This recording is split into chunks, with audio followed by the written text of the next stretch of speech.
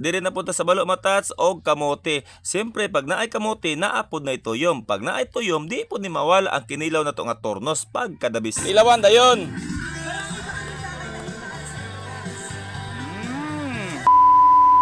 So mga tats, mao ni ang parto na to sa ligo-ligo no. Muadto na punta sa pikas kay gipaadto sa atong mga kaila, amigo. Alam mo na, iba tayo eh.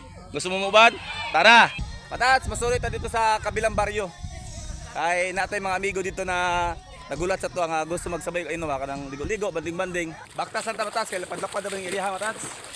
Tara mo ba to matats oh, kama view. Uy. Ganahan ka manghinas oh. Adto lang ka sa kabaybayon. Basta hustler ka matats. Inughunas na niya, dili nakakitag magkinason, swake or unsa man. Kung kabalo ka manghinas. Di ba matats?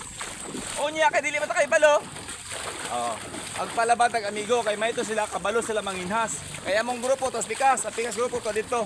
Ipaadto ko. Oh, nakita niyo matats kung unsa kanindot sa lugar dia og perte ka puti sa balas. I'm here, I'm here. Ka. Matats, dara na.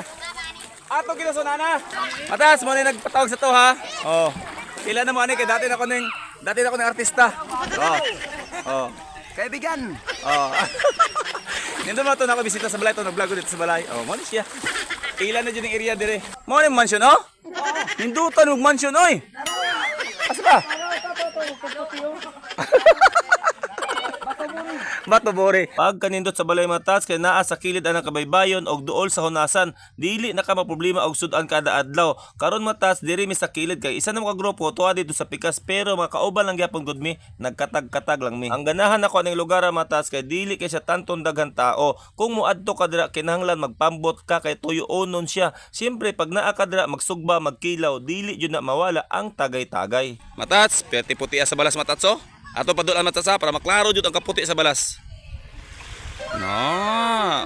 Muni ganahan ko maligo matats kay perti pagkaputi sa balas. Ay nako, ay na lang. Mauna ko na akadira naa jud kay dala nga partner or pamilya, di ba? Kay maibog biya ka sa palibot. Pero matas ang pinakaibugan jud nako diri ang kamote ug ang kinilaw. Siyempre ipares nato na dito sa tuyom nga ilang nakuha. Kung naa ka ning lugar matas o nya hustler ka manghuan ang tuyom no, di jud ka magmahay kay perte kalapad sa hunasan dira. Makadala pa kasi inyong balay kung kugihan ka manguha. Matas. Kugihan ka na mga tuyom. Sas. Mayabo ka katol. Ilayo sa balay, puro gulay pa kaon. Puro diri, puro seafoods. Og kung gusto ka magluto-luto mga tas, dili na maproblema ang kahoy no kay kakahoyan na si babaw ana. Karon mga tas, samtang nagkilaw na sila dira, di po nato na angay ilabay ang bukog kay ato man ang sabawon. Sa unang panahon mga tas, pag naay birthday or unsa nga okasyon no, dira jud mi moadto kay nganuman dili na ka maproblema sugbahon kilawon sama sa kung giingon ganiya basta kugihan lang ka kay naa na tanan dira. Lamas na lang og bugas ang imong dad-on dira matas. Kung entrance po datong hiskutan 30 pesos lang. Karon ang imong 30 matats imo nang ipanginas ito makakuha kag tuyom og kinason. Malugi pa ka? Matats, at shop na. Sa spila ra gud matats kinilaw oy. Ilawan dayon.